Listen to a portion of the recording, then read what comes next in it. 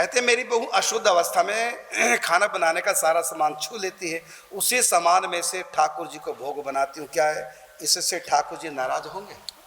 नहीं, नहीं छूना चाहिए। अशुद्ध अवस्था में रसोई में प्रवेश ही नहीं जाना चाहिए। उसमें वो किसी अपना जो दूसरे किसी व्यक्ति के द्वारा वो महाराज श्री भी इसके बारे में निश्चित करते थे कि ये नहीं, उस अशुद्ध अवस्था में रसोई का कोई भी भोग सामग्री किसी, हाँ बिल्कुल ठाकुर जी की बात ही नहीं कर रहे। कोई भी व्यक्ति अपवित्र अवस्था में बनाई हुई रसोई ग्रहण न करे, इससे तमोगुण बढ़ता है, रजोगुण बढ़ता है, और इसीलिए घर गृहस्थ में उसको अलग रख देते हैं। अलग, बिल्कुल बिल्कुल अलग, उसके सामान भी अलग रख देते हैं, पानी का पीने वगैरह। और कई माता कहते हैं कि हम तो स्नान करके फिर भोजन बना ले, उसमें क्या दोष है? अरे स्नान करना ही नहीं चाहिए उन दिनों।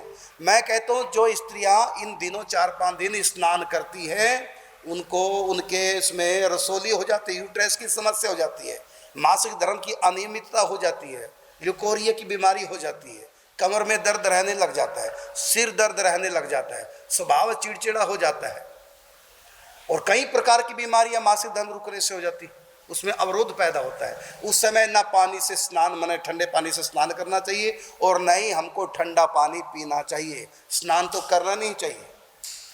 तो जब स्नान ही नहीं करना शास्त्र का विधान है, डॉक्टर भी यही कहते हैं। हमारे नानक चंद जी वैद्य कितनी बार कह चुके हैं टीवी के माध्यम से भी कि उन दिनों स्त्री स्नान ना करे। आप कहें कि गर्म पानी से तो कर सकते हैं, गर्म पानी से स्नान करने के बाद जब बाहर निकलोगे हवा लगेगी तो नुकसान हो जाएगा, यूट्रस में रसोली, कई प्रकार की बीमारियां हो जाती हैं। इसलिए स्त्रियों को इन 4-5 दिनों के लिए स्नान नहीं करना चाहिए, काम भी नहीं करना चाहिए। जो मासिक धर्म की जो शुद्धिकरण हो रहा है प्रकृति की तरफ से, वो तभी होगा जब स्त्रियां उन दिनों आराम करेंगी। यदि वो काम में प्रवृत्त रहेंगे, अपने आप को बिजी रखेंगी, तो क्रिया ढंग से हो नहीं पाएगी, शुद्धिकरण ढंग से हो नहीं पाएगा, अनेक बीमारियां आएंगी। इसलिए उन दिनों स्नान करें। स्पंज कर सकते अपने सिर को, लेकिन स्नान नहीं, और उसके बाद आराम करें और नाम जप करें, चिंतन करें, प्रभु का खूब भजन करें, लेकिन रसोई में न जाए। यदि आपकी बहू ऐसा कर रही नहीं मानती, तब ये तो आपका घर की बात है, हम बहू को क्या समझें, गलत कर रही है, ऐसा नहीं करना चाहिए।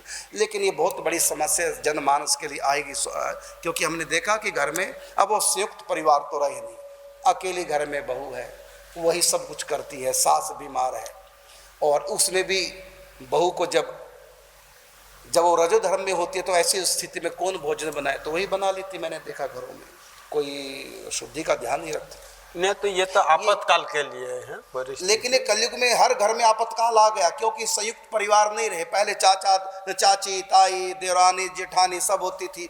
एक यदि अशुद्ध अवस्था में दूसरी भोजन बना लेती। अब तो घर में एक ही महिला है, उसमें भी बाहर ड्यूटी पे है और दूसरे शहरों में रह रहे, पति पत्नी रह रहे हैं। ऐसी स्थिति में भोजन को बनाए तो वही बनाती है, हमने देखा है। तो ये बहुत बड़ा दोष है। इससे तमोगुण बढ़ता है, रजोगुण की अभिवृद्धि होती है, स्वभाव में परिवर्तन आता है, तन के साथ साथ मन भी अशुद्ध होता है, और कई प्रकार की जो बीमारियों का संक्रमण भी होने का खतरा होता है। तो ऐसी स्थिति में तो संयम से भी रहना चाहिए। और स्पर्श का बहुत बड़ा दोष लगता है, लेकिन क्या करें, समस्या बहुत बड़ी। ये कली का दोष न दोष किसी का, अब तो केवल राम बचाए, ऐसी कलयुग की समस्या हो चुकी है।